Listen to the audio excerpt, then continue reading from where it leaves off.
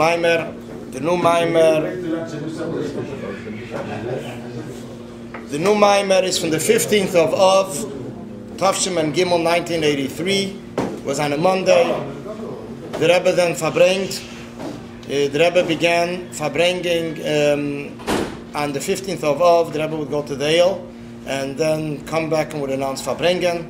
Although it wasn't official and formal before the Rebbe went to the visit, the resting place of the previous Rebbe, but still it was like more or less formal by Chassidim that we expected a Fabrengen beginning from the beginning of the 70s. It became more steadier and constant. I don't know, that's for sure, but I'm saying in Chof Chamishas above, Chof Av was mamish an official Fabrengen, but even the 15th of Av became already more often Fabrengens. The Rebbe came back from the Ale, and the Rebbe would usually deliver a Hasidic discourse, a Mamar, on the saying of our sages that the Talmud tells us, Lehoya Yomim Tevim Yisrael, that there weren't such holidays as the days of Yom Kippur and Chamisha Asar B'Av and Yom Kippur. The end of Masechta Tainus. This is the conclusion of the tractate of Tainus. So the Mamar begins, Lehoya Yom Tevim Yisrael Chamisha Asar B'Av V'Chim HaKippurim Chulu. Weren't such holidays like Chamisha Sabah, B'chim HaKippurim Chulu.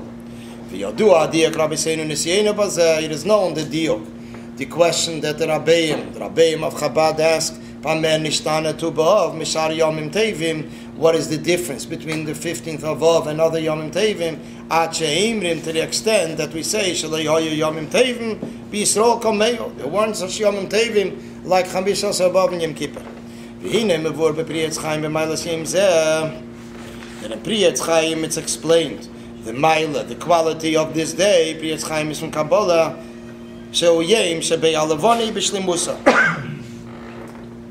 This is a day that the moon is a full moon,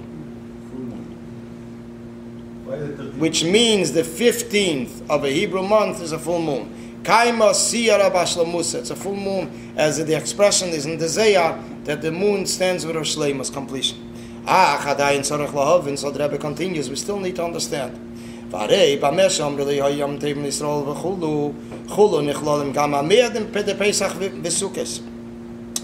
they say that there weren't any Yomim Tevim by Yidden, as Chamisha Sabav and Yom Kippurim, so this means that it also excludes Pesach and Sukkot. They also fall out on the 15th of the month. Pesach betezvav b'Nisan, 15th of Nisan. V'Sukkot betezvav b'Tishrei. Sukkot is in the 15th of Tishrei. The Gam Oz Kaima Siyara Bashla moon. It's a full moon. Every month you have full moon. Every month, but I'm saying Yomim Tevim, even the Yomim Tevim, even Pesach and Sukkot. Pesach is the first of all the Yomim Tevim. But what makes it Yom Tov by Chamisha? So this is going to be the answer to the question. The Gemara says why. The Gemara says why because there's 5 reasons for it. First of all, there was the different decree. First of all, people that were in the desert, they stopped dying. The 5 timing were given for that. At the end of the conclusion of the Tractate of Tainus. But here the question is, how could you say that it's even more yet the other Yom Tevim that are Tezvav? If you're saying if it's because of full moon, Pesach and Sukkot is also full moon. The Gambos Kaimesira Bashlamus, it's a full moon. Vim Kain Bamei Milas Tezvav Ba'av Dafka. What is the Maila, the unique quality of Chamishas above? When it could Abir Bazeh, it's interesting. Sometimes the expression is Ubir Inyan. The Ubir Inyan Barucha, that explanation in a lengthy form, or Beprotius. And many times, and the Rebbe is not going to elaborate too much on it, so it's a Nekudas Abir, means in a nutshell. Which the Nekudas Abir in a nutshell is also 3 pages.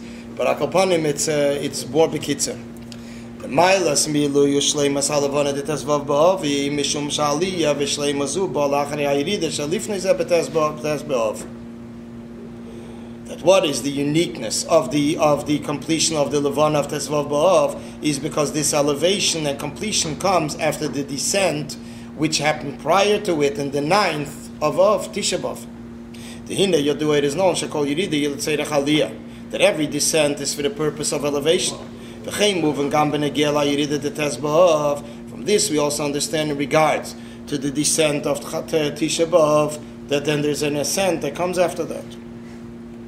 Given sheyirida zu yirida gedela beyeser shaloi hoisa yirida kam be'er b'shar hazmanim, since the descent of Tisha B'Av is a very, very great descent. Shaloi hoisa yirida kam be'er b'shar hazmanim, there wasn't such a descent in other times, in the other yom, in the other months. Lefichach gam aliyah shal yedei hayirida.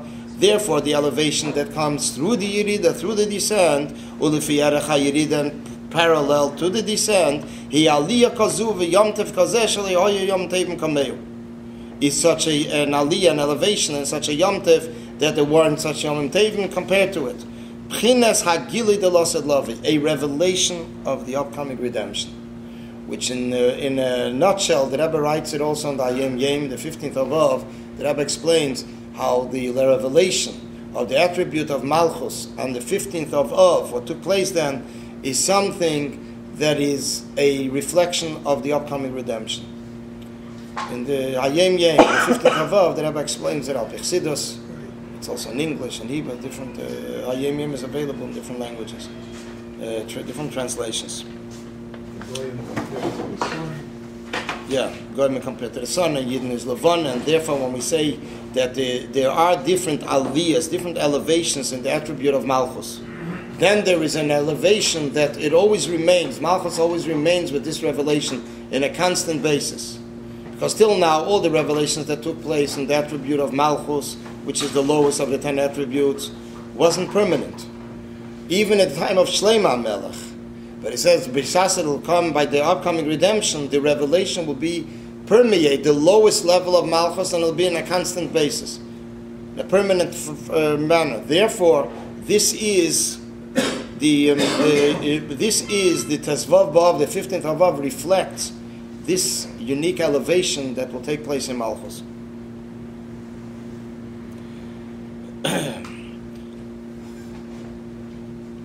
If I'm not mistaken, this was a Fabrengen that on the back bench behind the Rebbe, there were 15 ministers from different religious ministers from different states that came to the Fabrengen. Pashut priests, Pashut that were in different their ministries. They came that summer to study in I think it was Stern College, or they came for a summer study, and they had special classes because they needed to study about Judaism for a few weeks, and then they wanted to also know more about Chassidus. So they called up somebody in Borough Park who this professor, the Jewish professor, had connection with. Contact when he called him up and he says, "Where could we come to see Chassidim?" So he gave him my number. Happened to be that he knew my number. He gave my number. Hakoponim, they called me up. When could they come? When do we expect a Fabrengen?